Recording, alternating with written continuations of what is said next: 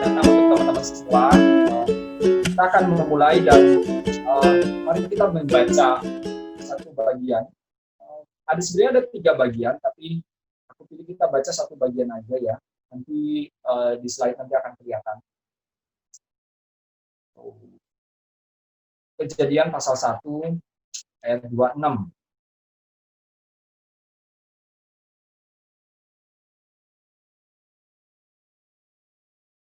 Oke, aku bacain buat kita semua ya.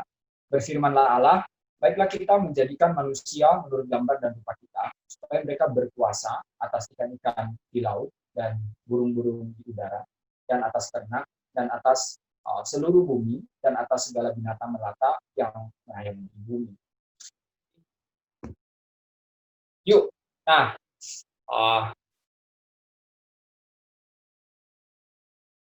sebuah pembelajaran dari teladan Mas Gun dan Mbak Mona. Mas Gun dan Mbak Mona ini sebenarnya staf perkantas senior ya, yang ada di Solo. Mas Gun baru saja meninggal 1 tahun yang lalu ya, 13 Juni 2019. Nah, menarik ya di dalam masa-masa mereka berpacaran, waktu kemarin peluncuran buku Biji Gandum, itu apa ya, boleh dibilang catatan tentang pelayanan Mas Gun yang setia sampai akhir. Nah, di situ diceritakan bagaimana relasi mereka berdua berpacaran. Nah, waktu mereka berpacaran tuh Mbak Mona itu pernah kasih hadiah ulang tahun untuk Mas Gun, dan hadiah ulang tahunnya itu sebelum mereka menikah ya, itu Mbak Mona ambil pot gitu ya, atau tempat ya, pot, boleh bilang pot begitu, kemudian di dalamnya diisi 1 biji dan diberikan itu kepada Mas Gun. Jadi selamat ulang tahun dengan hadiah biji yang mati gitu.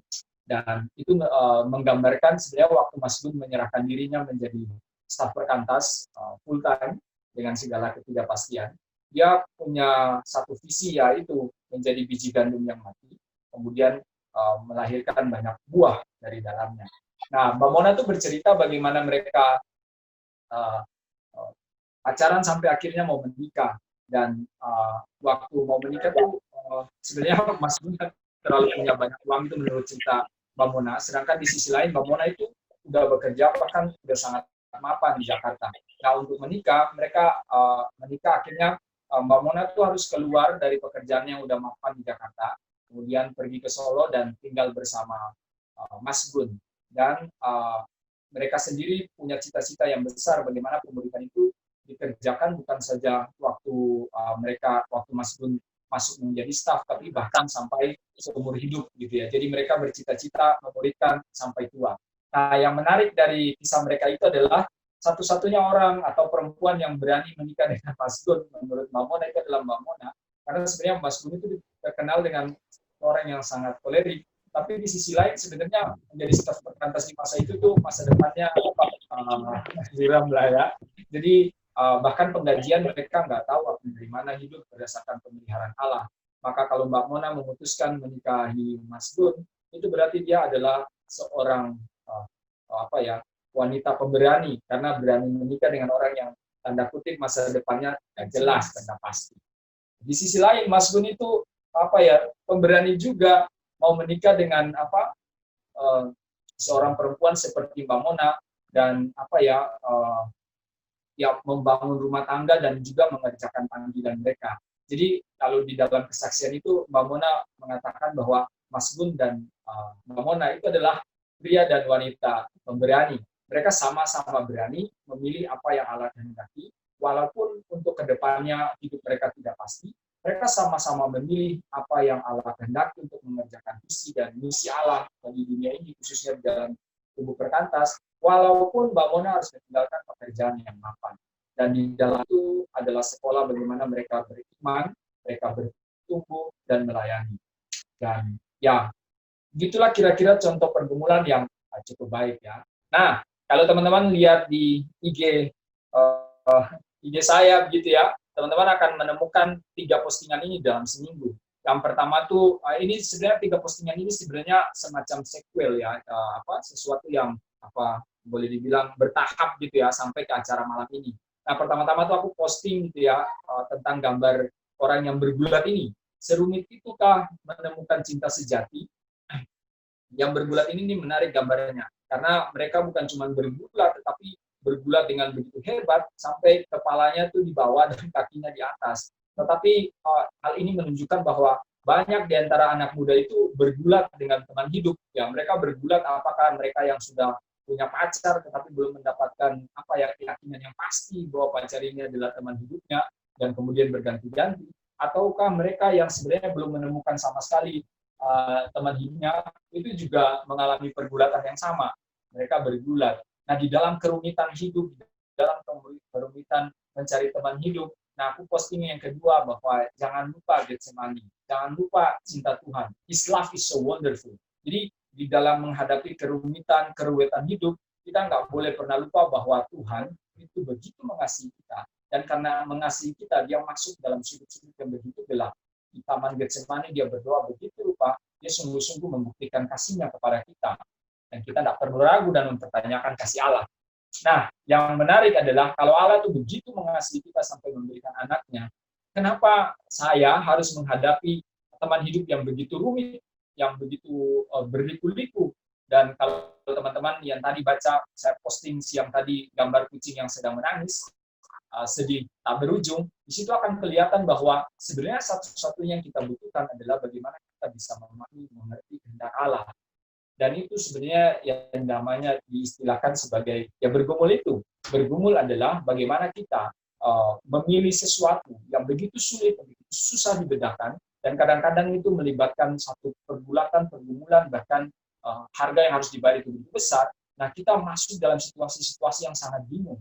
Bagaimana harus memilih? Katanya kan dua hal yang pentingnya, selain keputusan menerima Kristus di dalam hidup kita, hal yang kedua adalah dengan siapa kita akan menghabiskan seluruh hidup kita. Karena kita akan menikah dengan orang itu, dan perjalanan itu seumur hidup. Karena itu soal teman hidup, itu soal pergumulan yang tidak main-main. Nah, bergumul itu bukan Allah yang mengikuti kehendak kita, tapi bergumul kita yang mengikuti kehendak Allah. Dalam banyak hal, sebenarnya kita nggak perlu bergumul sampai sebegitunya. Misalnya teman-teman mau pakai kaos kaki, ya nggak usah lah. Harus berdoa, tanya Tuhan, tunggu saat teduh gitu ya. Untuk menemukan kehendak Allah untuk kaos kaki merah atau kaos kaki hijau, ya itu nggak perlu. Tetapi di dalam pergumulan-pergumulan, misalnya memilih kampus, memilih kuliah, memilih tempat bekerja, memilih teman hidup, itu hal-hal yang kita perlu gumulkan dengan serius. Karena hal-hal itu akan berefek yang sangat besar, mempengaruhi hampir seluruh hidup kita. Jadi itu kenapa kita perlu bergumul dengan. Nah, karena itu isu bergulat, bergumul tentang teman hidup itu menjadi penting dan kita perlu belajar lebih dalam sebenarnya. Kita ini siapa, untuk apa? Kita diciptakan ini menurut gambar Allah. Kemudian kita diciptakan untuk sebuah tugas. Apa tugas itu? Yang paling menarik adalah sebenarnya kita disatukan untuk sebuah relasi. Jadi kira-kira malam ini kita belajar dalam 3 bagian ini.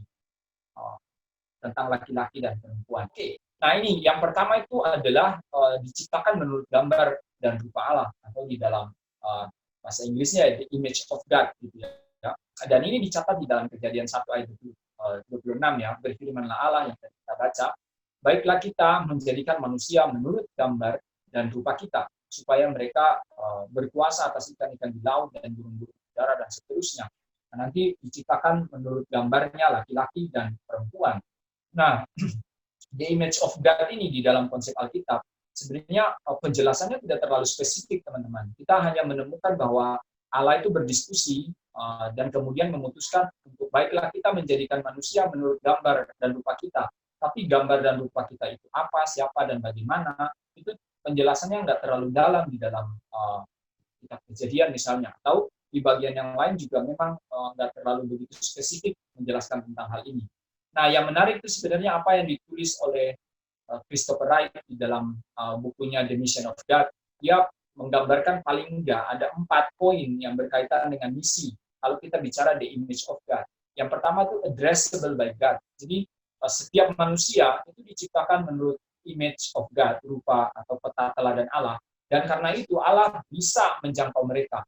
Allah sanggup menjangkau bukan saja orang-orang yang diikuti, mengakuinya sebagai Tuhan, tapi bahkan orang-orang yang menentang dan orang-orang yang sebenarnya tidak menerima dia, bahkan ateis sekalipun atau gnostik sekalipun. Tapi siapapun manusia itu dia bisa di-addressable, address gitu loh by God. Yang kedua, accountable to God.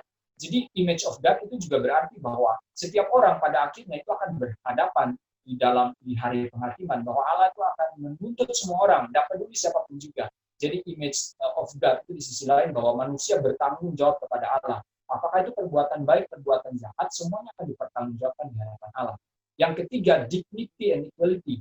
Nah, dignity and equality itu martabat dan kesetaraan. Jadi setiap manusia itu setara di hadapan Allah, tidak membeda-bedakan ya. Dan itu membuat kita berhubungan dengan siapapun, kita benar-benar harus respect dan menghormati orang itu. Bahkan dia musuh kita sekalipun, karena di dalam dirinya itu ada dignity dan equality. Martabat yang di dalam dia itu ada the image of God. Karena itu kita harus benar-benar benar-benar menghormati dan menghargai. Karena seburuk-buruknya orang itu, dia tetap the image of God. Kita belajar respect gitu sama orang, siapapun dia.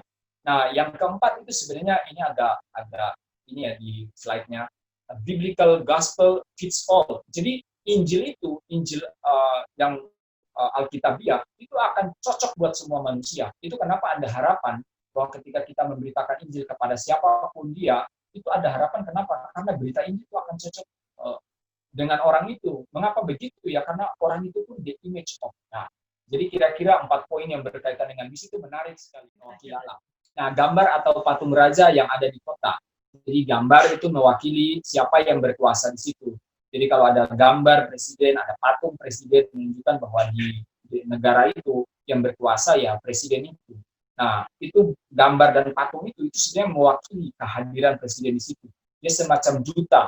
Gitu ya. Jadi kalau the image of God, itu pengertian yang paling menarik adalah kita ini wakil atau duta Allah bagi dunia. Jadi kita diciptakan the image of God, kita punya satu tanggung jawab. Semua orang yang percaya kepada Tuhan atau nggak percaya, waktu bicara the image of God, itu sebenarnya kita menjadi wakil Allah. Jadi setiap kita itu hadir dengan satu maksud tertentu.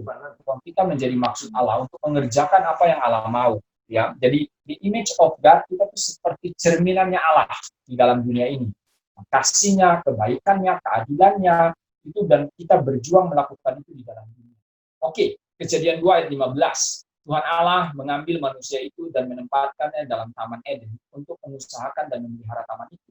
Dan diciptakan untuk sebuah tugas. Jadi kalau pertama,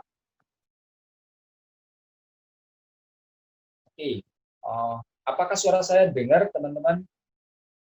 Dengar, Bang. Oke, dengar.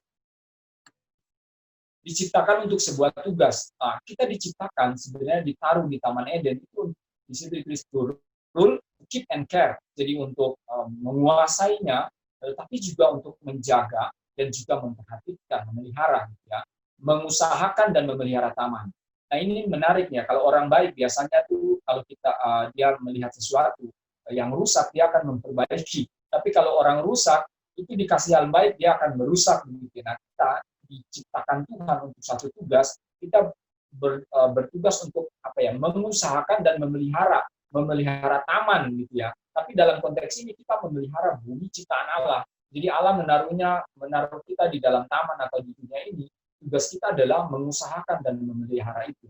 Jadi setiap kita pasti dipanggil untuk sebuah tugas. Di minggu yang lalu waktu kita bicara tentang kamu itu waktu kita membahas tentang HIV/AIDS dan dampaknya kaitannya sama misi, kita melihat bahwa sebenarnya misi itu sangat luas dan satu pekerjaan yang boleh dibilang limitless, besar sekali.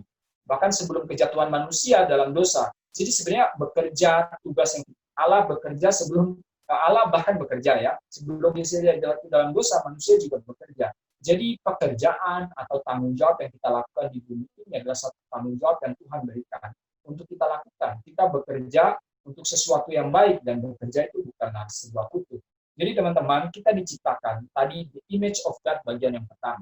Bagian yang kedua adalah kita diciptakan sebenarnya untuk sebuah tugas, mengusahakan dan memelihara taman. Lanjut, Ki.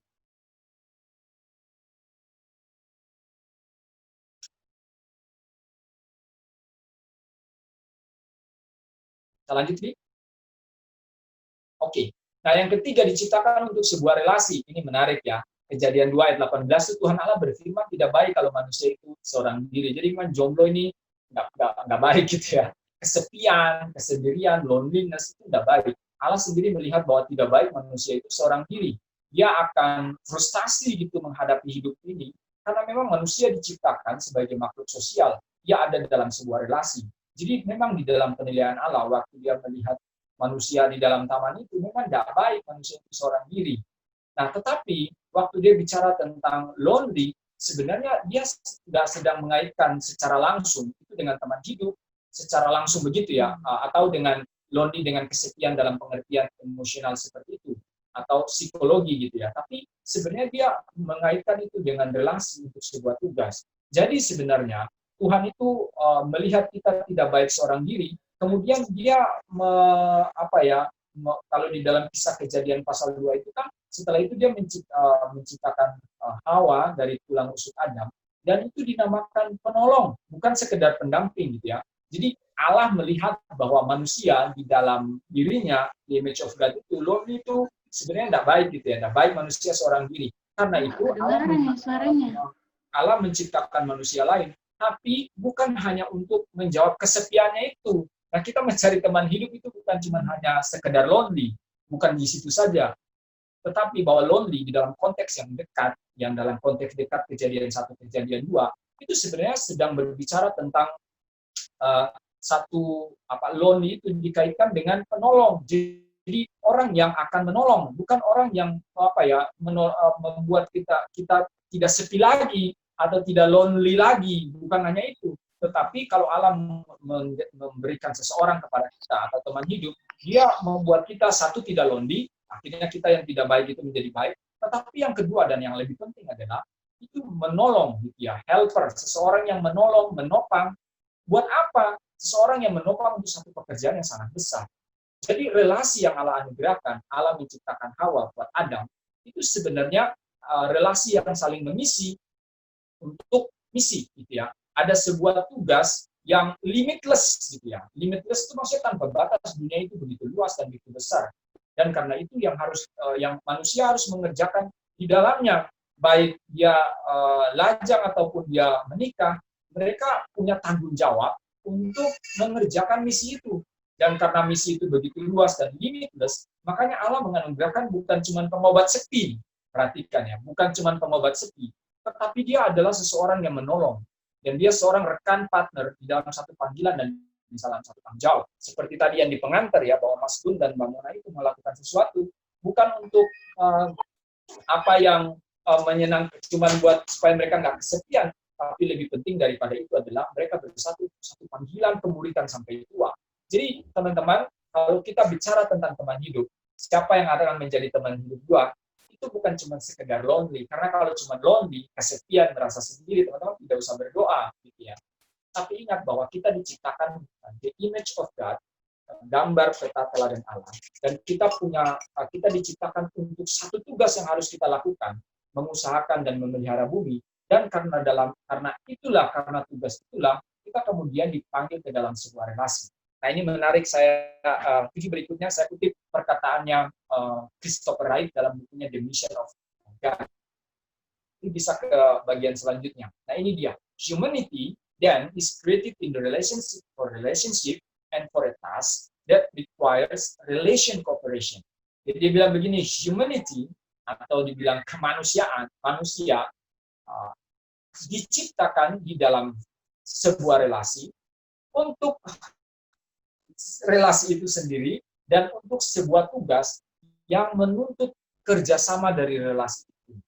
Nah, kalau begitu berarti kita bicara kesepian, kita bicara bagaimana rumitnya pasangan hidup, kita bicara tentang teman hidup, itu adalah sesuatu yang kita dipanggil untuk satu tugas. Sebenarnya itulah kenapa teman hidup berkaitan dengan satu misi. Ada satu tugas yang harus kita lakukan. Nah, karena itu bergumul siapa yang menjadi teman hidup, itu bukan sekedar cerita cinta, kisah kasih, romantis, dan macam-macamnya. Bukan tentang dua orang yang ada di mana, nggak boleh di tempat-tempat gelap, akan ini itu berbahaya. Itu bukan cuma soal itu. Bukan cuma soal puisi, soal kata-kata indah. Cinta bukan cuma sesuatu yang menarik di hati, kemudian kita tertarik dengan orang itu. Cinta bukan sesuatu yang tertampak begitu indah, begitu cantik, begitu gantengnya orang itu. Cinta bukan cuma sesuatu yang bicara debaran yang ada di hati, tapi jauh daripada itu. cinta itu adalah satu bagian di mana relationship itu Tuhan mau pakai untuk satu pekerjaan. Dan karena itu ada kerjasama di sana. Nah, loneliness dan relationship dan helper itu sebenarnya Tuhan membagi kita satu tugas, dan karena itu Tuhan memberikan kepada kita penolong. Nah, dalam pengertian ini itu bisa luas, bukan cuma hanya Adam bagi Hawa bagi Adam, bukan cuma dalam pengertian keluarga, tetapi ini bicara tentang humanity. Jadi di dalam tugas panggilan kita untuk misi, apa yang dinamakan dengan loneliness, bukan kita tuh fight seorang diri, tapi sebenarnya kita itu diberikan dengan relasi-relasi yang lain. Nah, relasi yang paling dekat adalah keluarga itu sendiri. Tapi nanti waktu Adam dan Hawa nanti menikah punya banyak anak, yang kita namakan dengan relationship itu enggak sebatas keluarga, tetapi juga bisa rekan pelayanan. Karena itu tidak heran ya, di dalam buku Emotionally Healthy Leaders, dia bicara tentang kita melayani dengan pernikahan, tapi kita juga melayani dengan kelajangan. Dalam pengertian apa? Bahwa kita lajang tidak berarti juga sendiri. Lajang itu mereka punya teman-teman dekat. Sama seperti seorang suami punya teman yang begitu dekat, yaitu istrinya. Begitu juga dengan seorang yang lajang, dia punya teman dekat. Dan karena itu dia tidak melayani sendiri. Dan di dalam pekerjaan Tuhan, sendirian itu sesuatu yang tidak baik. Di dalam pekerjaan misi atau di dalam pelayanan, di dalam kaitan dengan pekerjaan, mengerjakan sendiri itu sesuatu yang tidak baik. Karena itu Tuhan menganugerahkan orang yang lain. Apakah dalam bentuk istri, yaitu berarti suami istri, atau sahabat-sahabat di dalam pelayanan. Nah, sebenarnya tidak pernah direkomendasikan di dalam Alkitab bahwa kita melayani seorang diri. Perhatikan karunia, kesatuan, 1 Korintus 12 misalnya, perhatikan Efesus 4 misalnya, atau Filipi 2 misalnya. Di dalamnya itu bicara tentang kesatuan. Bagaimana kita bersatu mengerjakan panggilan Allah, dan kita tidak baik menjadi seorang diri. Nah, teman-teman, habis ini bisa lanjut sih. Kami akan menceritakan pergumulan kami berdua, gitu ya. Tapi ada beberapa hal yang perlu dimain dari depan. Yang pertama adalah bahwa cerita kami ini tuh bukan kebenaran mutlak, bahwa pengalaman kami ini sesuatu yang subjektif, yang dalam pengertian ini berlaku buat kami, belum tentu juga berlaku buat teman-teman. Dan bahwa apa yang prinsip bisa teman-teman ambil, tetapi ada beberapa hal yang teman-teman tidak setuju, nggak apa-apa, gitu ya.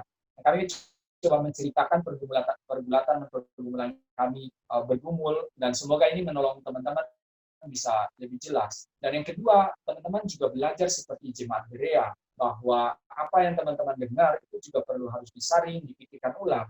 Dan akhirnya bukan apa yang datang dari luar yang menentukan apa yang kita lakukan, tetapi teman-teman dengan kesadaran sendiri mau melakukan sesuatu. Jadi bukan heteronom, tapi autonom. Jadi teman-teman memutuskan mana yang baik. Jangan sampai teman-teman melakukan sesuatu hanya karena lihat orang lain, tanpa mempertimbangkan, memikirkan, dan menilai dengan begitu rupa. Yang ketiga, teman-teman bisa membandingkan apa yang kami lakukan juga dengan teladan orang lain. Apakah itu di gereja, apakah mereka penatua, apakah itu pendeta, apakah itu kakak rohani yang ada di gereja, atau di mana saja yang kalian kenal. Dengan demikian, teladan kami itu hanya sesuatu yang subjektif, mungkin juga tidak bisa sempurna karena memang tidak sempurna, tapi mungkin apa yang kami bagikan adalah bagian-bagian yang kami alami secara nyata. Jadi teman-teman mendengarkan ini, tapi sambil berjarak, bahwa ini bukan sesuatu yang harus berlaku mutlak. Teman-teman bisa mengujinya dengan kitab suci, teman-teman bisa mengujinya dengan teladan orang lain, dan teman-teman menguji di dalam diri teman-teman, supaya teman-teman memutuskan mana yang baik, yang kira-kira tepat menurut firman dalam konteks teman-teman masing-masing. Nah, bagian ini akan diceritakan istri saya lebih dahulu. Bagaimana kami bergumul dari dua sisi, bagaimana kami bergumul sampai akhirnya kami bisa menikah dan mengerjakan apa yang kami yakini sebagai panggilan Allah bagi kami. Nah, gitu. Sharing kami itu terbagi dua ya, perjalanan perjumpaan. Jadi bagaimana sebelum kami berjumpa, apa-apa yang kami alami. Tentunya nggak semuanya ya, karena kisah hidup kami panjang, nggak mungkin kuat dalam beberapa menit waktu ini. Tapi mungkin highlight aja. Kemudian bagaimana perjalanan kami, pergumulan kami sampai kami yakin kami berpacaran. Karena hari ini kita fokusnya di bergumul, jadi kami akan bicara sisi silakan. Udah ada. Ya, selamat malam teman-teman. Ya, perkenalkan saya istrinya Bang Pirsan. Ya teman-teman, saya mencoba untuk menceritakan dari sisi saya, bagaimana saya bergumul pada waktu jadi saya tahun 98 saya bertobat. Saya di kampus saya bertobat, saya terima Kristus secara pribadi. Oh iya, saya dari UNS. Di mana itu UNS ya? Universitas Negeri 11 Maret ada di Solo. Itu saya merantau ke Solo tahun 98. Jadi saya di sana bertemu dengan persekutuan PMK juga gitu ya. Lalu mahasiswa Kristen. Ya, persekutuan mahasiswa Kristen. Kemudian saya mendengar satu khotbah dan waktu itu hati saya dibukakan Tuhan dan saya bertobat ke kampus. Nah, setelah itu saya follow up gitu ya, jadi anak kelompok kecil kalau sekarang. Kalau dulu namanya kelompok PA. Dulu saya di PA kan sama adik PA-nya Mas Gun. Jadi saya cucunya Mas Gun, cucu rohaninya Mas Gun. Nah, jadi pada waktu saya sudah bertobat, saya mengerti bahwa hidup baru yang Tuhan akan di dalam saya bukan bicara tentang diri saya lagi, gitu. Tetapi sudah bicara tentang Tuhan dan rencana Tuhan dalam hidup saya, termasuk dalam masalah pasangan hidup. Jadi pada waktu itu saya mengerti bahwa ada dua hal terpenting dalam hidup yang tadi sudah disampaikan Bang Fritz. Yang pertama adalah yang paling penting dalam hidup kita adalah kita menerima atau menerima Tuhan Yesus. Kalau kita menerima Tuhan Yesus, bukan hati kita Tuhan Yesus, kita akan memiliki hidup yang kekal. Kita menolak kematian kekal. Kita akan jelas. Jadi itu keputusan terpenting. Yang kedua adalah dengan siapa saya menikah. Kenapa penting? Saya belajar bahwa ketika saya sudah menjadi matang dan saya menikah dengan orang yang menikah dengan seseorang gitu ya, pasti saya akan menghabiskan seluruh sisa hidup saya bersama orang itu. Saya harus memilih, saya mau menikah dengan orang yang akan membuat hidup saya berguna bagi Tuhan dan sesama, atau hidup saya hanya berguna bagi diri saya dan keluarga saya. Dan semuanya saya gitu ya. Saya harus menggumulkan itu dengan serius. Waktu itu KKPA saya, Mbak Kristi, mulai menolong saya untuk ayo doakan kriteria. Jadi waktu dulu saya diajar dulu untuk mendoakan kriteria. Oh, kriteria. Nah, saya diajarin kriteria itu seperti apa. Yang paling penting, yang pertama, saya doakan dia anak. Dia anak. Yang kedua, saya mendoakan dia punya hati untuk orang lain. Karena saya ingin nanti teman hidup saya mau bersama-sama. Jadi saya doa. Yang ketiga, saya berdoa untuk orang itu yang mengasihi keluarga saya. Jadi waktu itu saya ada kriteria seperti itu. Saya bertahun-tahun belajar untuk mendoakan terus dengan setia. Bahkan saya waktu itu mencatat itu, saya taruh di dompet saya. Ada masa-masa saat saya mulai lulus gitu ya, lulus dan bekerja, nggak ketemu ya orang yang seperti ini. Kriteria itu tadi. Lebih tua. Ya, itu kriterianya sebenarnya nggak primer, nggak penting ya. Lebih tua, lebih putih. Ya itu ada, jadi saya jadi ada kriteria primer. Ternyata semuanya gagal gitu ya. Lebih muda dan lebih hitam. Jadi saya punya kriteria utama, ada kriteria yang di bawah, kriteria sekunder, saudara. Jadi kalau pertama itu udah jelas dia terima Tuhan Yesus, dia anak Tuhan, dia mau melayani. Yang kedua, saya berdoa untuk kriteria sekunder. Yang pertama, bersyukur. Kulitnya putih. Jadi saya mendoakan kalau nggak orang Cina, orang Manado. Itu yang kedua, ya saya berdoa. Tidak tertawa jantungku. Saya berdoa untuk orang yang lebih tua dari saya. Gitu. Yang ketiga, saya berdoa orang itu suka musik.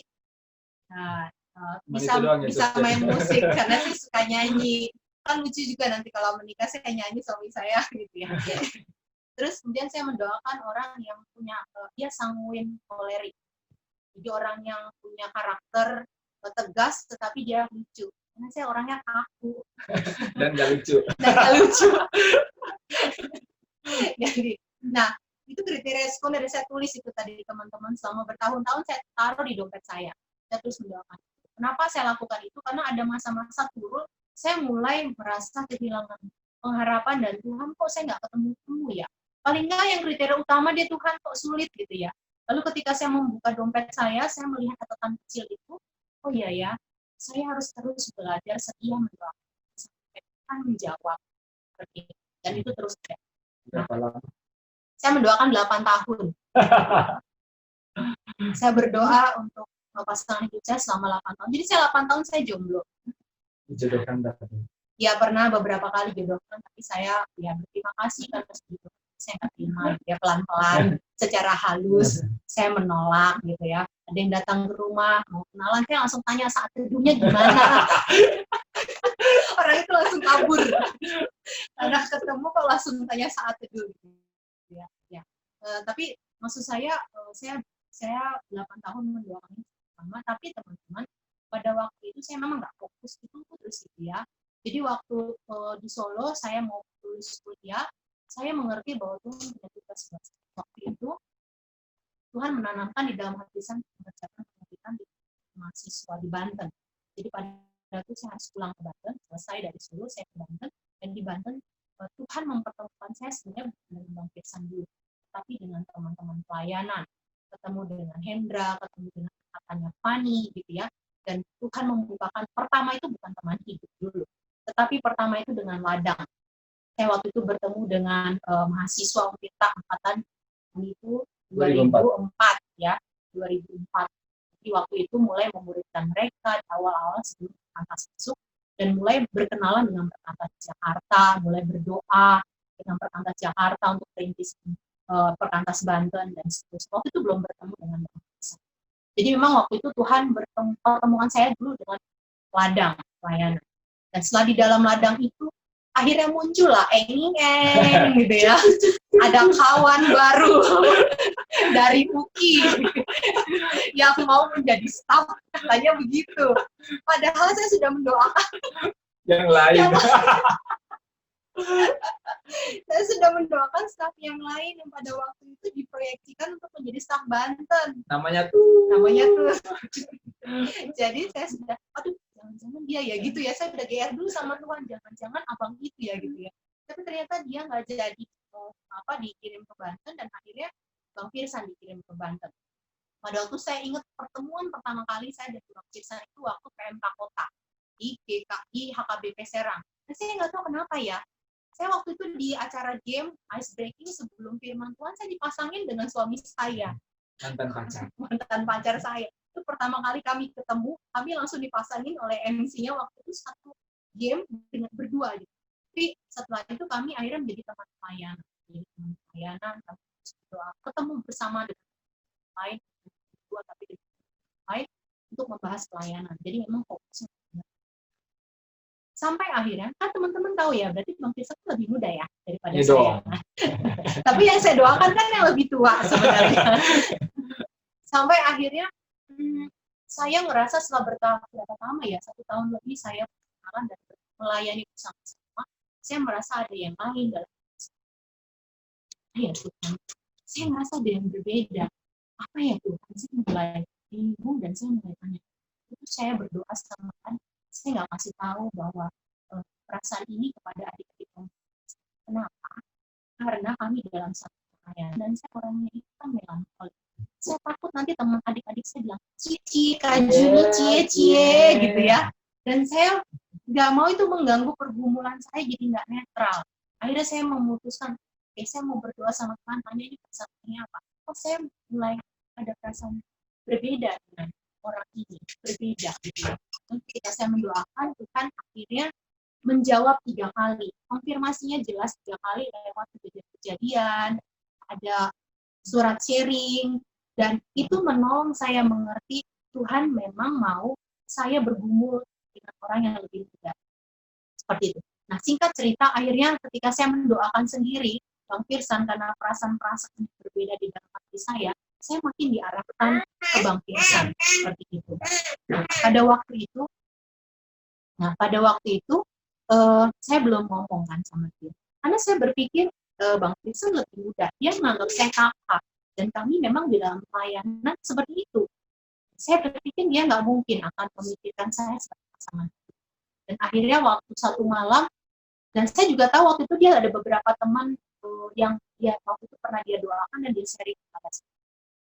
Dan saya bilang sama Tuhan, Tuhan apa yang saya lakukan? Saya doa sama Tuhan. Dan saya merasa Tuhan menggerakkan hati saya bicara gitu ya. Tapi ini bukan nembak, teman-teman. Saya bicara. Jadi saya waktu itu pulang selesai kelompok kecil, saya pulang ke rumah, saya mau tidur, saya bilang Tuhan, saya harus bicara ya, bahwa selama ini saya mendoakan dia. Akhirnya saya waktu itu belum ada WA teman-teman, jadi waktu itu cuma ada SMS. Dan di SMS itu saya bilang begini, jadi saya harus pastikan dulu kayak Yohanes Pembaptis, jalannya lurus dulu ya, bahwa dia sedang tidak bergumul dengan siapa-siapa. Saya nggak mau juga mengganggu pergumulan orang lain. Ternyata dia ada bergumul dengan orang lain, saya nggak mau gitu. Saya mau dia memang betul-betul sedang tidak bergumul dengan orang. Dan pada waktu itu saya tanya, kalau dengan ini bagaimana? Kalau dengan ini bagaimana? Apakah masih lanjut dengan yang ini? Gitu ya. Ternyata itu tidak. Nah, singkat cerita, akhirnya saya ceritakan bahwa saya selama ini mendoakan kamu sebagai teman hidup. Langsung ke the point. Dan itu kan sudah malam, besok saya kan harus berangkat kerja ya. Jadi saya memutuskan untuk tidur dan tidak mau melihat, tidak terlalu gelisah dengan jawabannya. Saya waktu itu tidur dengan tenang, tidak tahu kok bisa tenang gitu ya. Tetapi saya yakin bahwa Tuhan menuntun langkah saya sejauh ini. Dan ketika saya bangun pagi, saya lihat SMS-nya belum ada balas. Akhirnya, singkat cerita, saya ada susu. Ya, singkat cerita akhirnya dia melihat gitu ya, dia melihat SMS saya dan dia bilang dia sendiri kaget, tetapi dia terbuka sebenarnya. Dan pada waktu itu dia bilang seperti juga mendoakan orang yang kriterianya sama dengan saya. Kalau dia istri, dia yang saya ada dalam karakter saya, tapi tidak spesifik saya. Singkat cerita kami ketemu dan akhirnya kami sepakat untuk berdoa bersama-sama selama 3 bulan untuk mencari tahu kehendak Tuhan. Dan kemudian setelah Tuhan menuntun lewat itu, saya juga bersyukur teman-teman bahwa kedewasaan seorang itu tidak diukur dari umur. Orang yang lebih muda bisa lebih dewasa pemikirannya. Makanya ketika saya memutuskan untuk menceritakan bahwa saya mendoakan Bang Firsan, saya yakin Tuhan menolong dan memimpin karena saya tahu dia dewasa. Dia tidak akan mempermalukan saya sekiranya jawabannya tidak. Dia tidak akan mempermalukan saya sekiranya dia menolak. Saya yakin. Tetapi bersyukur dia terbuka dan sama-sama mencari tahu kehendak Allah. Jadi pada waktu itu kami sama-sama berdoa 3 bulan dan akhirnya selama 3 bulan kami ketemu sharing apa yang dibutuhkan masing-masing dan setelah itu kami memutuskan pacaran selama 3 tahun dan selama masa 3 tahun itu kami terus mengikuti apa yang kami hendaki dari kami berdua dan memutuskan untuk menikah karena ingin dan jadi itu ya. Jadi kenapa saya bergumul dengan orang yang lebih muda, kenapa saya bergumul dengan orang yang nggak putih gitu ya. Di awal saya juga pengennya orangnya lebih putih, lebih tua gitu ya. Karena saya percaya bahwa di dalam diri Bang Firsan ada kriteria utama. Dia cinta Tuhan, dia cinta sesama. Dan kami bisa bersama-sama melayani Tuhan. Yang waktu itu Tuhan panggil untuk kami mengerjakan pemuritan di Banten. Seperti itu teman-teman. Oke, itu dari sisi Jimmy ya. Dari ini lagi butuh air susu ibu, jadi harus diberhentikan. Nah, teman-teman dari sisi prianya sebenarnya waktu pertama kali dengar begitu, saya juga nggak pikiran bahwa itu akan jadi teman hidup gitu ya. Tapi kemudian waktu tahu itu saya memikirkan untuk apa ya, kayak orang yang kaget ya waktu baca WhatsApp ini siapa, SMS ini siapa. yang pertama terpikir, loh dia lebih tua, itu yang pertama. Tapi di dalam perjalanan berdoa, ternyata saya lebih pilih tua dan dewasa menolong, lebih dewasa menolong pelayanan daripada lebih muda kemudian melakukan pelayanan. Itu pertimbangan yang sangat sederhana. Nah, teman-teman sebelum ke Banten itu, sebenarnya saya di titik sedang menggumulkan orang yang lain dan bukan Kak Juni. Dan waktu saya menggumulkan, ternyata dalam perjalanan itu saya mengerti bahwa orang itu sebenarnya bukan. Dari mana ngertinya dia bukan ya? Waktu di gereja tuh lagi menunggu, waktu kami janjian ketemu dan di gereja tuh menunggu, ternyata Firman juga gak ada yang bicara. Dan coba lihat-lihat, ternyata dia tuh baru tahu ternyata hari itu kalau dia udah punya pacar yang lain, tuh kaget juga. Tapi akhirnya bukan, dan sebenarnya Tuhan sedang mengarahkan untuk bicara tentang penggembalaan. Jadi waktu itu muncul dalam satu komitmen saya waktu itu, saya akan ke Banten dan akan pikirin soal pacaran-pacaran. Selesai pelayanan di Banten, pulang ke Ternate, pulang ke ibu gitu ya, baru mikirkan siapa yang jadi teman hidup. Pokoknya di Banten tidak usah lah. Kalau nanti Tuhan memberikan di Banten, itu adalah anugerah. Jadi waktu pelayanan di Banten, saya ada cari-cari pacar siapa, fokusnya cuma pelayanan. Nah, karena saya tidak mencari, ya harusnya yang datang itu adalah orang yang mencari saya. Nah, begitulah pertemuan kami. Jadi saya nggak tahu nih siapa yang jawaban doa siapa. Apakah Kak Juni jawaban doa saya atau saya jawaban doanya Kak Juni. Ya. Tetapi di dalam pergumulan itu banyak hal sebenarnya teman-teman ya. Waktunya memang begitu terbatas bisa share di sini. Jadi nanti saya silakan di bagian tanya jawab aja ya. Soalnya sebagian besar teman-teman yang ada di grup ini atau di ruang ini adalah teman-teman yang wanita. Karena itu saya memberikan space yang cukup banyak buat Kak Juni untuk bicara tentang bagaimana menggumuli teman hidup. Tapi kalau ada teman-teman pria, kita bisa lanjutkan lagi di dalam sesi yang tanya jawab. Tapi kira-kira saya mencukupkan ini di bagian sini saja, ya. Nah, karena nanti kehabisan waktu untuk bicara bagian tugasnya. TV bisa lanjut ke slide yang berikut. Oke, nah ini kalau begitu satu relasi, satu hubungan antara pria dan wanita dipanggil kepada satu tugas, gitu ya. Kalau begitu tugasnya apa yang dikerjakan? Nah, teman-teman seharusnya teman hidup dengan panggilan hidup itu berjalannya boleh dibilang searah, gitu ya. Jadi dengan siapa kita akan menghabiskan hidup, dengan orang itu pula kita akan mengerjakan sampai seumur hidup pelayanan bersama. Karena itu misi dan juga pelayanan atau apa yang kita lakukan dalam panggilan kita itu adalah dua hal yang harusnya berjalan bersama. Nah, saya mau cerita dua hal di sini tentang misi berkaitan dengan tugas dan cinta, begitu ya. Yang pertama tuh berkaitan dengan KTB. Jadi teman-teman, saya mau membuat satu KTB. KTB itu namanya kelompok tumbuh bersama. Atau kami ya dengan istri saya kami buat satu KTB. Saya tidak sebutkan KTB-nya yang mana karena nanti akan nggak terlalu damai bagi teman-teman anggota KTB itu. Tapi yang jelas bahwa kami membuat satu KTB yang dimana di dalamnya ada orang-orang yang masih jomblo dan juga ada yang udah pacaran. Tujuan KTB itu yang pertama adalah bagaimana menjodohkan setiap orang yang jomblo supaya punya pacar.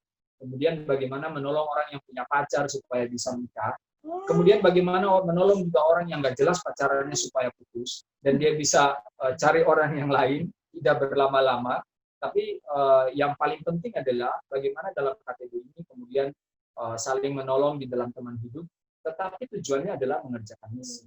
Dan karena itu kami buat satu KTB, di dalamnya ada orang-orang. Yang pertama tuh kami mengundangnya tuh yang cowok-cowok dulu. Nah, dalam proses setelah cowok-cowok itu kami KTB, kemudian melihat siapa, dan akhirnya terjadilah perjodohan-perjodohan di dalamnya.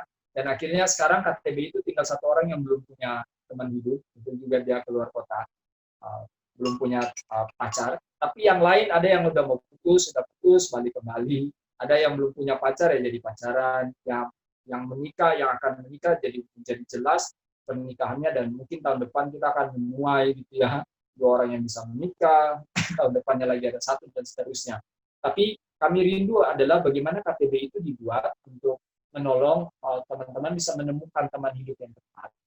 KTB itu sebenarnya di latar belakangnya adalah waktu saya menemukan ada satu pasangan yang bermasalah, saya coba mendengarkan sharing dari yang pihak perempuan, dan saya mendengarkan sharing dari pihak laki-laki. Dan sebenarnya mereka masalah mereka itu sebenarnya sangat sederhana dan kecil. mereka saling mencintai, tapi masalah-masalah yang kecil itu membuat mereka akhirnya dalam relasi-relasi yang dalam tanda kutip masuk masa-masa genting. Dan kemudian saya berpikir waktu itu kami punya beberapa hal yang cukup baik yang mungkin bisa jadi menolong mereka untuk mengerti apa pergumulan dan masalah mereka. Saya merasa banyak orang yang pacaran di dalam perjalanan pacaran juga mengalami masalah. Mungkin masalah itu sederhana, tapi karena mereka nggak punya orang di atasnya, orang yang lebih dewasa untuk menemani, nah, akhirnya mereka masuk kepada hal-hal yang mungkin tidak seharusnya begitu. Jadi KTB itu dibuat kayak begitu. Kami rindu bahwa kami nanti punya KTB pasutri yang bukan dimulai pas mereka sudah menikah, tapi dari mulai mereka si jomblo, mereka pacaran, mereka menikah, sampai suatu saat nanti kalau sudah menikah, kami mengerjakan panggilan yang Tuhan percayakan itu, bahkan sedang dikerjakan waktu KTB ini. Jadi saya menyarankan kepada teman-teman untuk buat KTB, mungkin KTB perjodohan kali ya, supaya banyak orang bisa ketolong, dan akhirnya mungkin mereka bisa efektif mengerjakan pekerjaan Allah. Pun kalau orang itu misalnya tidak bisa punya teman hidup, setidaknya dia menikmati kelajangannya secara efektif. Ya, bukan orang yang terus mengeluh dan stres gitu ya, tapi dia boleh. Jadi orang itu juga bisa mengerjakan banyak hal. Nah, yang cerita yang kedua itu saya mau ceritain tentang ini di foto yang sebelah kanan. Ini Abdi. Jadi beberapa waktu yang lalu kami pergi ke satu tempat. Saya menyebutnya dengan suku B. Sebenarnya beberapa teman-teman sudah tahu, tapi saya menyebutkan dengan suku B saja. Waktu kami mengerjakan gerakan bahu-membahu, kami pergi ke suku B. Dan waktu itu kami berdua berdoa bagaimana kami melibatkan anak kami di dalam pelayanan atau pekerjaan misi yang Tuhan percayakan. Dan akhirnya walaupun corona, kami berdoa untuk melibatkan Abdi ikut dalam pelayanan kami. Dan waktu itu saya kebagian untuk pergi ke suku B. Dan karena kesempatan itu kami berdoa, akhirnya Abdi ditanya dan dia mau ikut. Akhirnya kami memutuskan oke, Abdi ikut. 2 hari sebelum hari H, itu dia udah mempersiapkan tasnya begitu rupa. Bahkan 2 hari sebelum berangkat, dia udah isi semua kebutuhannya yang berkaitan dengan ya pergi itu. Jadi dia mempersiapkan lengkap semuanya di dalamnya. Nah, 1 hari sebelum itu kami kehilangan minyak telon di rumah. Jadi waktu Kay itu mau dimandiin, minyak telurnya ternyata nggak ada dan nggak ketemu di mana-mana. Hanya Abdi dia nggak ada, dia nggak tahu. Ya sudah, akhirnya nggak tahu. Nah, hari itu perjalanan dari rumah kami ke suku B itu, kalau saya hitung itu sampai 4 jam. Jadi kami naik mobil 4 jam dan Abdi ikut selama 4 jam. Mendekati suku B itu tiba-tiba dia sakit perut. Dia sakit perut karena sebelumnya dia minum teh manis gitu. Dia sakit perut. Waduh, saya tuh udah bingung ya. Ini kalau dia sakit perut, dari tempat mobil itu kami parkir menuju ke suku itu tuh jalan sekitar 45 sampai 1 jam. Ini berarti saya akan pikul ini Abdi kayaknya, dan ini pekerjaan besar. Atau saya dan Abdi tunggu di tempat parkir mobil, nggak ke sana. Dan akhirnya mendekati tempat itu, pas kami parkir, tiba-tiba Abdi mendekati tempat itu sakit perutnya hilang. Dan saya pikir dia nggak akan ikut. Ternyata waktu dia melihat, alam begitu rupa, langsung tiba-tiba dia menjadi semangat. Pokoknya semua dia langsung siapin segala macam. Dan dia mau bawa tasnya. Waktu mau bawa tasnya, ternyata tasnya itu berat sekali. Isinya itu begitu banyak.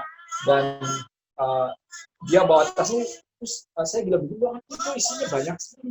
Kemudian saya lihat di dalamnya, wala teman-teman, itu semua dia bawa. Akhirnya kita memutuskan untuk sebagian saja yang dibawa ke suku B itu. Dan dia ambil tongkat, dia pergi ambil tongkat dan dia dengan begitu excited pergi. Itu gambarnya di belakang ke suku itu ya. Perjalanannya tuh excited sekali ya, kayak adventure, dan aku tuh senang sekali masuk ke kayak begini. Akhirnya dibawa di dalam dia tuh cuma minyak minyak telon sama payung, dan ada beberapa yang lain catatan pokoknya macam-macam lah. Nah teman-teman, itu ada gambar pakai payungnya. Saya sendiri nggak pernah siapin payung loh. Udah pikir ke sana tuh bawa payung. Abdi siapin. Terus waktu dia ke sana tuh dia gigit kayak serangga-serangga gitu ya. Dan itu dia langsung obat pakai, dan minyak telon kan 2 biji di dalamnya, belum yang lain-lain. Jadi itu saya nggak kebayang kok anak itu bisa prepare sebegitu rupa, sampai Kami pulang tuh hujan, nah karena itu adalah gambar pakai payung itu. Jadi yang lain nggak pakai payung, cuman kami yang pakai payung. Tapi teman-teman tahu ya, yang bawa payung itu bukan papanya. Itu Abdi yang bawa payung. Nah teman-teman di samping foto itu saya taruh apa-apa yang Abdi bawa. Teman-teman tahu nggak, yang dibawa Abdi itu adalah tentu Alkitab. Tapi Alkitabnya itu bukan Alkitab yang dia baca. Itu tuh Alkitab apa namanya? Jabur yang Mas Nur ya. Yang ada kaitan sama pelayanan misi kontekstual. Udah gitu dia punya Alkitab yang biasa, tapi dia bawa yang itu. Dia bawa cerita Alkitab yang untuk anak-anak. Dia bawa buku doa suku-suku terabaikan. Dia bawa buku-buku cerita dan semua perlengkapannya. Dia bawa baju dan segala macam. Dan itu semua dibawa sampai waktu pulang tuh saya diskusi sama istri, kenapa ya Ati pergi ke sana itu, bahkan Ati itu lebih misioner daripada kami. Dia membawa hal-hal yang pertanyaan sederhana, kenapa nggak Alkitab yang biasa, tapi Alkitab yang begitu. Waktu saya tanya, kenapa Ati bawa beginian? Terus dia bilang dia mau cari di dalam buku itu, ada nggak tulisan tentang suku B itu. Tapi bahwa dia membawa hal-hal yang begitu ya, buku doa suku-suku yang terabaikan, bawa Alkitab dalam kontekstual, bawa cerita-cerita Alkitab buat anak-anak, dan cerita-cerita penemuan kayak Graham Bell, dia suka banget kan Graham Bell, dia bawa segala macam itu, dia bawa payung, dia bawa minyak telon, dia bawa catatan, bawa pulpen, bawa semuanya itu, semua dibawa, dan prepare dia itu cukup bagus untuk ke sana. Tapi yang menarik bagi kami adalah, kenapa Abdi pergi ke sana dengan mempersiapkan secara kontekstual. Itu menarik. Nah, mungkin adalah dia melihat papa mamanya sebenarnya yang mengerjakan. Pulang dari sana besoknya itu dia berdoa, dia bertanya, apa orang-orang di suku B itu kok malah menyembah setan ya? Kenapa mereka nggak menyembah? Dan sejak saat itu kami mulai tolong dia untuk berdoa, bagaimana kalau suku-suku itu bisa mengenal apa? Christopher Wright itu menulis begini, di mana tidak ada penyembahan, di situ misi harus. Dan misi itu untuk menghadirkan supaya orang bisa mengenal. Vivi bisa lanjut.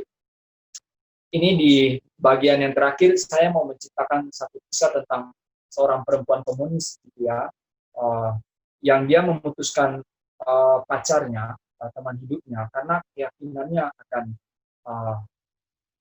komunis, gitu ya. Ada 3 paragraf, teman-teman, saya tidak cukup menuliskan, tapi mungkin waktu saya baca ini, teman-teman bisa mengikuti.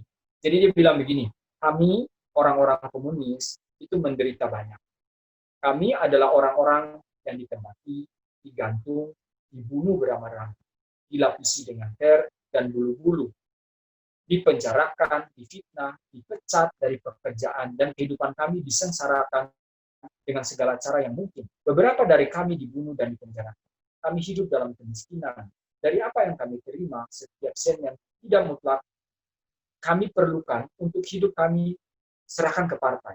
Kami orang-orang komunis tidak punya waktu ataupun uang untuk sering pergi ke bioskop, atau ke pagelaran musik, atau untuk membeli rumah bagus dan mobil baru. Mereka menamakan kami orang-orang fanatik. Kami memang fanatik. Kehidupan kami dikuasai oleh satu faktor utama, perjuangan bagi komunisme dunia. Sebagai orang komunis, kami mempunyai satu filsafat hidup yang tidak dapat dibeli dengan uang. Kami mempunyai satu dasar untuk diperjuangkan, satu tujuan yang khas, identitas kami yang tidak penting hilang dalam arus kemanusiaan yang kuat. Dan jika kehidupan pribadi kami kelihatannya berat, atau jika kepentingan kami sendiri rupanya dirugikan karena berada di bawah partai, kami dapat cukup imbalan dalam keyakinan bahwa kami semua, bahkan meski hanya dalam kadar yang sangat kecil, turut menyumbangkan sesuatu yang baru dan yang lebih baik bagi umat manusia. Perhatikan kalimat yang terakhir ini. Dia bilang begini, tentang satu hal aku sangat sungguh-sungguh memahami komunisme. Faham itu merupakan hidupku. Perhatikan ya, faham itu merupakan hidupku, usahaku, agamaku, kegemaranku, kesayanganku, istriku, kekasihku, makanan dan minuman. Aku menjalankannya pada siang hari dan memimpikannya pada malam hari. Dengan berjalannya waktu, kuasanya atasku menjadi makin besar. Karena itu, aku tidak bisa mempunyai seorang kawan. Perhatikan ya, karena alasan keyakinannya itu dia bilang, karena itu aku tidak bisa mempunyai seorang kawan, seorang kekasih, atau bahkan bercakap-cakap tanpa menghubung-hubungkan segalanya dengan kuasa ini yang menggairahkan serta mengendalikan hidupku. Aku mengukur orang, buku, gagasan, dan perbuatan berdasarkan cara mereka mempengaruhi kepentingan komunisme dan dari sikap mereka terhadap kepentingan itu. Aku pernah dipenjarakan karena pandangan-pandangan, dan jika perlu, aku siap menghadapi maut. Dan jika perlu, aku siap menghadapi maut. Nah, teman-teman, orang komunisme punya keyakinan yang begitu. Perempuan ini rela memutuskan pacarnya demi komunisme. Seharusnya bagi seorang Kristen yang punya Allah yang begitu luar biasa, Allah yang cukup, itu seharusnya cukup alasan bagi kita untuk hidup bagi Allah. Jadi sebenarnya teman-teman, bukan masalah sendiri atau dengan siapa kita menikah, tetapi bersama siapa kita berjalan di dalam hidup ini. Mau dalam kesendirian atau dalam pernikahan, hal yang paling penting adalah apakah sukacita menikmati Allah, menemukan Allah, itu bisa di malam hari kita mimpikan, di siang hari kita kerjakan. Itu menjadi my everything di dalam segala hidup kita. Soalnya bukan soal menikah atau tidak menikah, tapi soalnya adalah bagaimana hidup kita dikuasai, dipenuhi oleh Allah, dan bagaimana hati kita digerakkan oleh Allah, mau sendiri atau tidak sendiri. Teman-teman, menarik kenyataan di dunia ini, bahwa banyak orang menikah bercerai, tetapi ada banyak orang yang merindukan menikah. Itu paradoks sekali.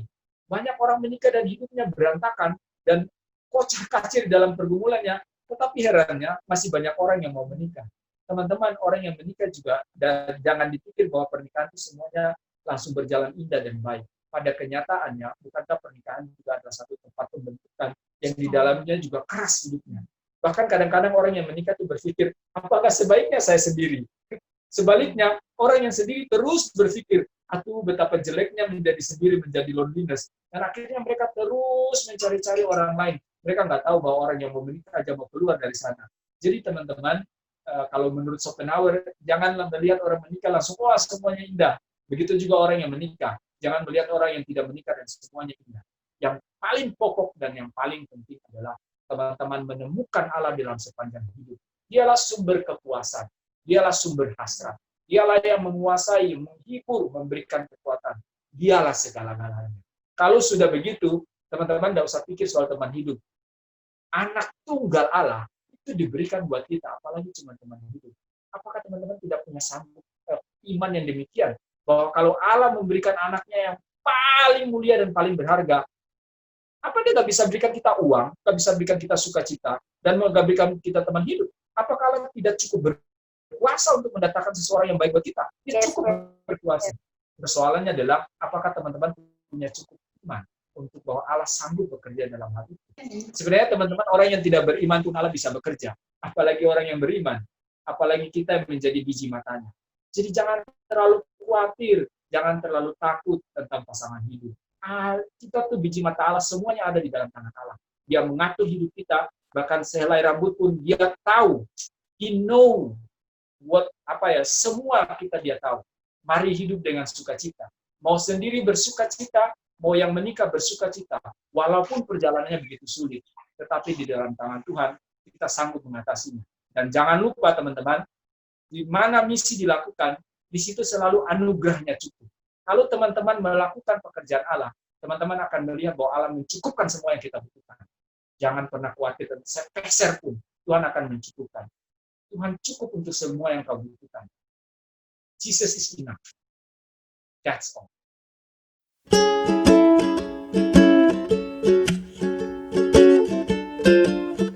Ya, nanti ada yang mau nanya, kami mungkin Vivi atau Ria mungkin bisa tolong kita di dalam pertanyaan. Kami akan menjawabnya. Oke, Bang. Thank you, Bang, Kak. Ini ada satu pertanyaan dari Sumdarmadi. Ini pertanyaan teman ya. Sudah lama mencari pasangan hidup tapi belum mendapatkan yang cocok atau sesuai dengan kriteria. Dalam kurung takut akan Tuhan. Jadi harus gimana ya, Kak? Gitu. Oh, ini menarik sekali ya. Kalau udah lama mencari dan tidak menemukan yang cocok, bagaimana caranya? Sebenarnya bagaimana kita mengukur cocok? Menarik, cocok menurut siapa? Karena cocok menurut kita yang sedang bergumul, dengan cocok yang orang lain dengan Tuhan, itu dua kecocokan yang kita tidak bisa langsung sama. bahwa kita meyakini seseorang yang cocok bagi kita, kriteria kita, itu tidak langsung sama dengan cocok menurut Tuhan. Kebanyakan orang yang lama tidak menemukan karena dia mempertahankan standarnya menurut dia terlalu tinggi. Dia kurang berani untuk percaya pada Allah, bahkan untuk orang-orang yang mungkin di bawah standar yang dia buat. Kak Juni membuat orangnya kalau boleh standar yang pokok tetap ya, takut akan Allah itu bagian yang pokok gitu ya. Kita tidak mungkin menikah dengan orang yang anak setan begitu ya, itu mertuanya jadi setan. Maksudnya kita nggak mungkin menikah dengan orang yang dalam seumur hidup kita Tuhan yang menyiksa kita, tidak mungkin gitu ya. Kita menikah dengan seseorang yang di dalam seumur hidupnya itu adalah orang-orang yang mau bertumbuh dan mau membahagiakan, berjuang bersama-sama untuk itu Tuhan. Jadi mungkin pertanyaannya adalah standar yang bagaimana sih sebenarnya? Yang disebut cocok itu yang mana sebenarnya? Atau sebenarnya standar kita yang menghalangi kita untuk cocok? Padahal sebenarnya Tuhan menyediakan ada satu orang yang mungkin di bawah standar kita, tapi mungkin itu bisa cocok. Jadi lagi-lagi mengevaluasi kali ya, evaluasi gimana menurut Anda? Iya, kalau dari kami melihat kalau kriteria kami tidak bisa bilang itu prinsip dia harus anak Tuhan, dia orang yang mau bertumbuh, ya. Walaupun mungkin dari mungkin kita berpikir memiliki standar yang dia harus lebih tinggi pertumbuhan rohaninya, enggak juga gitu. Yang penting dia sedia untuk bertumbuh, Belajar. dia mau belajar bertumbuh, dan dia anak Tuhan, dia cinta kepada kita, dia menerima kita cinta. Nah, tapi mungkin ada hal yang lain yang menghalangi tadi seperti Bang Tisa. Oh, dia harus punya pekerjaan menetap. Harus PNS. Ya.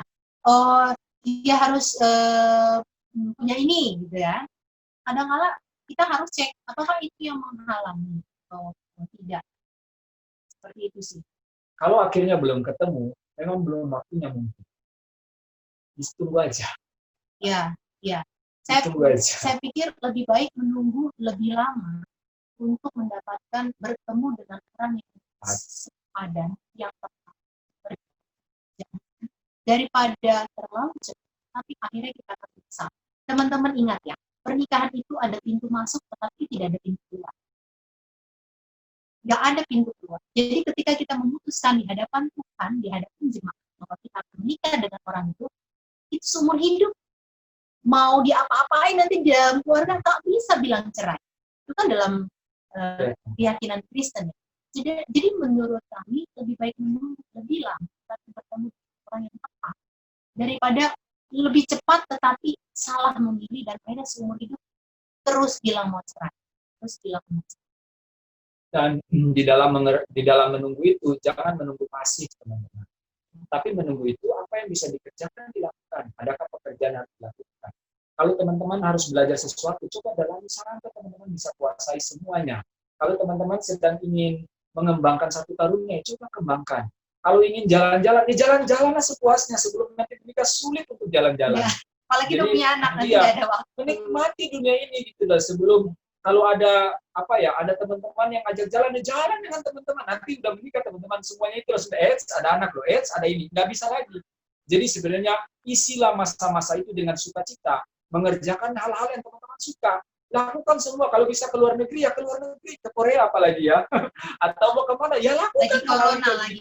Jadi gue pergi lagi.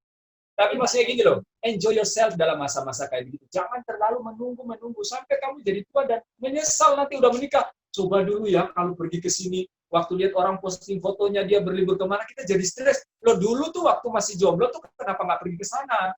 Sekarang udah nggak begitu, baru kemudian jadi, oh iya kenapa jadi iri loh. Dulu tuh kenapa nggak beli baju bagus waktu masih jomblo? Kenapa udah sekarang menikah baru tiba-tiba iri sama orang yang bajunya begitu? Ya teman-teman, ada waktu manfaatkan. Teman hidup itu hanya sebagian dari hidup yang begitu luas dan begitu besar. Explore teman-teman, nikmati hidup ini. Terus ini juga kebenaran yang kami alami secara khusus saya gitu ya. Dulu sebelum menikah saya bisa melayani di sini ya. Tapi setelah menikah punya anak saya sangat terbatas. Sehingga kadang-kadang saya berdoa sama Tuhan, kok pengen ya seperti dulu waktu masa single gitu ya. Tapi kan nggak bisa lagi. Makanya saya sering mendorong adik-adik yang masih single, yang terus berdoa ke teman hidup, saya bilang, kalau Tuhan masih kasih kamu kesempatan untuk single, itu kairos untuk kamu. Kamu gunakan, kerjakan apa yang Tuhan mau kamu kerjakan, sehingga kamu puas. Nanti ketika kamu menikah, kamu nggak ada lagi, aduh dulu coba ya, aduh dulu coba ya, aku ngerjain ini gitu ya. Jadi nikmati waktu single yang Tuhan berikan, karena segala sesuatu ada waktunya. Terus yang kedua, teman-teman, kadang-kala kita mendoakan teman hidup dengan standar segini. Tetapi kita sendiri tidak mau bertumbuh. Kita nggak mau upgrade. Nah, seringkali Tuhan, aku mau orang yang mengasihi Tuhan, yang mentaati Tuhan, yang memulai. Tapi kita sendiri nggak mau bertumbuh. Sementara orang itu mungkin, pasangan hidup kita mendoakan orang kita bertumbuh. Nah, itu gimana caranya? Ya Tuhan nunggu kita bertumbuh. Sampai akhirnya sepadan, Tuhan pertemukan. Makanya, bukan cuma mendoakan orang itu, tapi doakanlah dirimu juga bertumbuh. Jadi sama-sama sepadan. Jangan pusing soal, itu kayak kucing. Dia melihat ekornya tuh kenikmatan. Dia kejar ekornya, ujungnya dia nggak ketemu. Padahal kenikmatan atau itu selalu mengikuti. Nah, hal-hal yang teman hidup kayak gitu tuh nanti mengikuti waktu kita mengikuti Allah. Itu semua akan mengikuti di belakangnya. Kalau kita mengejar itu, nah kita akan kehilangan. Semoga bisa menjawab ya. Oke Bang, ada pertanyaan lagi nih. Dari from Kak Stella France. Kak Inta, mau tanya sekarang, kan lagi deket dengan cowok yang dari awal berkenalan kita sudah langsung memulai dengan sate bersama, tapi secara LDR. Dan sekarang sedang puasa bersama untuk saling menggumuli apa itu sudah untuk saling menggumuli apa itu sudah sesuai dengan yang Tuhan mau. Stella. Halo Ella. Semangat ya Ella. Kami dukung ya. Sebenarnya teman-teman yang sini, Ella ini saudara kami yang ada di Maluku Utara, di Ibu, gitu ya. Ini saudara saya. Udah pas belum begitu? Udah lah ya, udah mulai saat itu, udah mulai puasa.